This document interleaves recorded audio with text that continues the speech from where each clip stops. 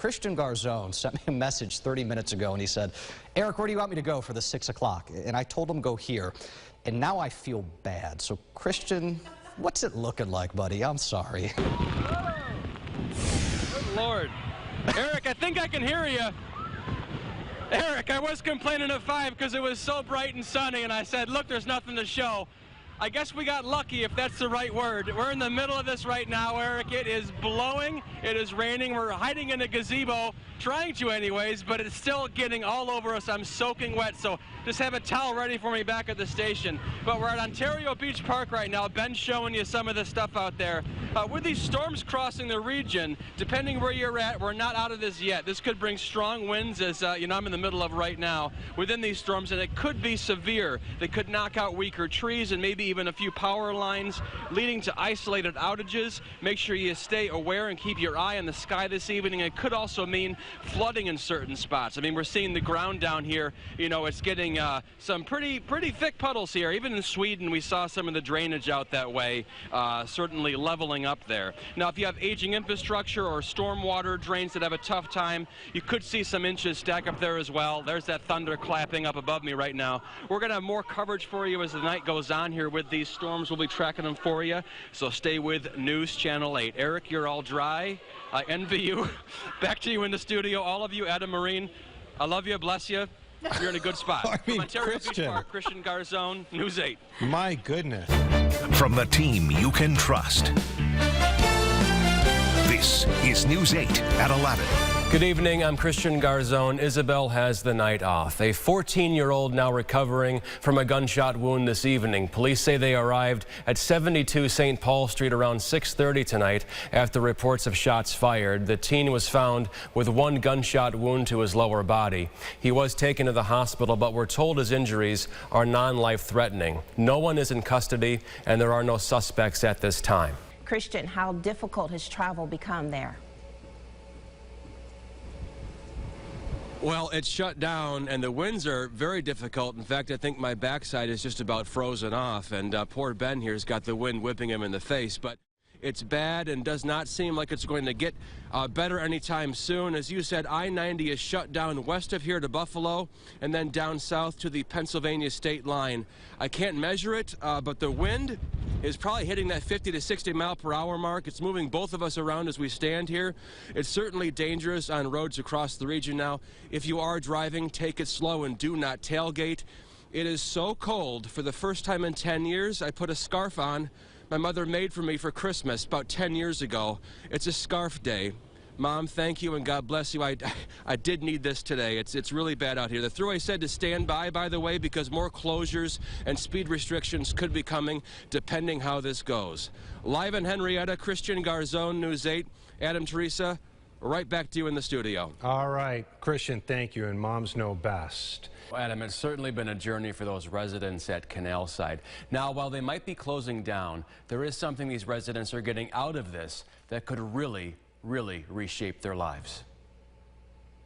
Mark Greisberger with Providence Housing acquired Canalside in March 2020, working alongside the state. The original plan was to redevelop the property as a mobile home park. They wanted to put 25+ new homes here and fix everything wrong. The sewer lines, the potholes, and upgrade the electricity. Greisberger tried to fast-track the project. I was concerned about the residents who were still living there, and it's somewhat lousy conditions. But the population of the park started to drop.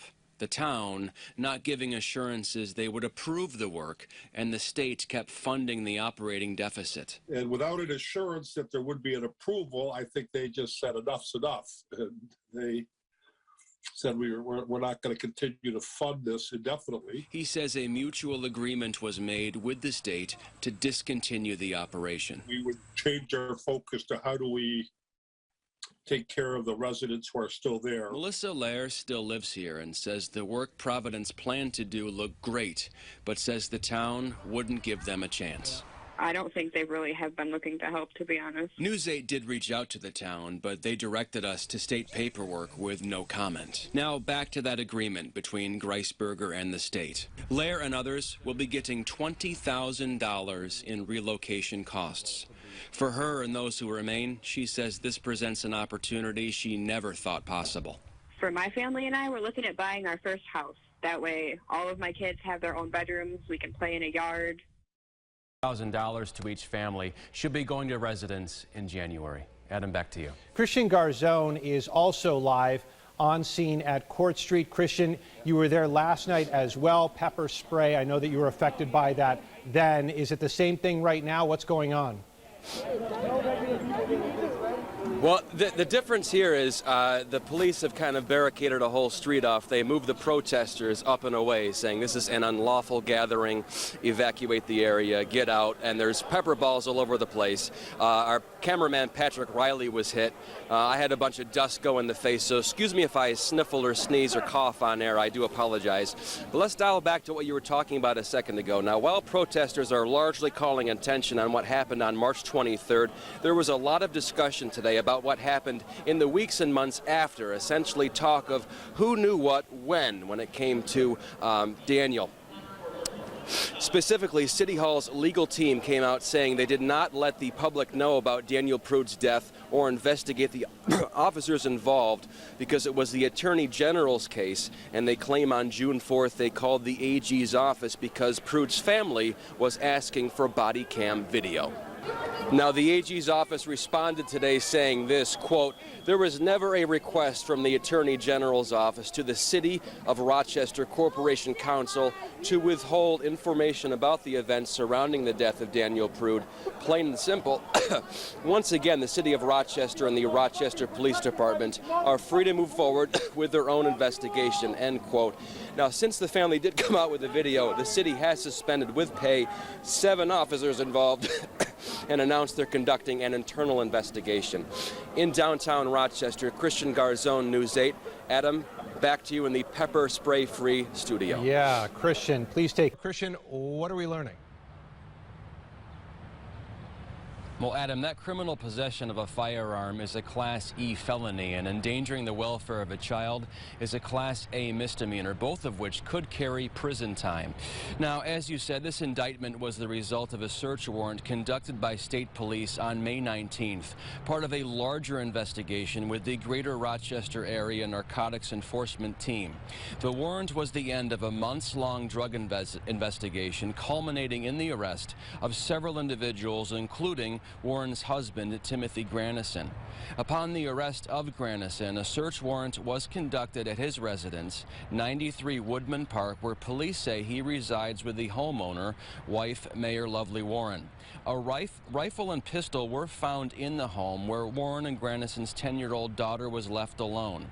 With this, the state police and the DA's office presented both cases to a grand jury, resulting in the indictment. After Granison was arrested in May, the mayor said she had a separation agreement with her husband, and she said she did nothing wrong, adding all of this was politically motivated. Now, both Warren and her husband are scheduled for arraignment here before a Cayuga County judge. That could come at any time. From the County Courthouse Live, Christian Garzone, News 8. Adam, right back to you in the studio. Very much so. Adam, 4 shows earlier, totally sold out. Easily people in the hundreds showing up. Some in full Marvel get-up with enthusiasm soaring higher than Iron Man. Now, I know you saw the last movie, Infinity War. You talk about it in the newsroom often enough. That's where Thanos, the bad guy, kind of won the day. Now, people coming into the theaters, they outline what they hope this new movie, Endgame, will have in store for them. It's been a long time coming. The culmination of something like, was it 21 films or something? See all the people that were dusted come back. We're going to get this kind of second wave of New Avengers. I'm hoping for a win for the good guys this time. Most were excited for Endgame. Most. It wasn't my first choice. Some were not even sure what the commotion was all about. Ladies, are you both here for Avengers? No, we're not. We came to see Chaperone. John Jack Foy was studying engineering at Cornell in 1943, but answered the call to duty as part of the Greatest Generation.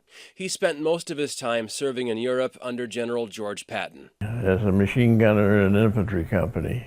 The Battle of the Bulge, a miserable memory. That was the most horrible thing I've ever had in my life. In the bitter cold, marching and fighting the Nazis through France, Belgium, and into Germany. But we ran into the cream of the German army. coming down, mostly SS troopers. We had a hell of a battle. Christian Garzone has more from an emotional morning at City Court. Christian. Yeah, this morning, Javante Huff's mother watched from the stands as his accused killers pleaded not guilty to those charges. Now, Huff's mother already lost a son a few years ago, and here she is again, another son gone. Javante shot to death, gone in a senseless act. She had strong words today for the accused killers. Police say this all happened at the Sunoco gas station at 780 Dewey Avenue. Rochester police responded there early in the morning Saturday. Police say Huff was struck on the upper body and died later at Strong Hospital. Officers did say an altercation took place involving multiple people. Once that fight ended, a vehicle leaving the scene circled back around, firing multiple shots at the group. Police do not think Huff was the intended target. Now, later on Saturday in the evening, police say another shooting occurred on Agnes Street and Hudson Avenue. No one was struck there, but police did see a vehicle leaving there. A pursuit ensued, and police captured Mr. Stewart and Miss Arroyo. A 9mm handgun was found in their car. Police say these two were involved in the shooting on Agnes and Hudson and the shooting that took the life of Javante Huff. Huff's mother said this kind of grief is overwhelming. She told Stewart and Arroyo she wants them to know exactly how she's feeling right now. And the next court date for Stewart and Arroyo is this Friday at 2 p.m. Live in Rochester, Christian Garzone, News 8. Adam, Teresa, right back to you. All right, Christian, thank you.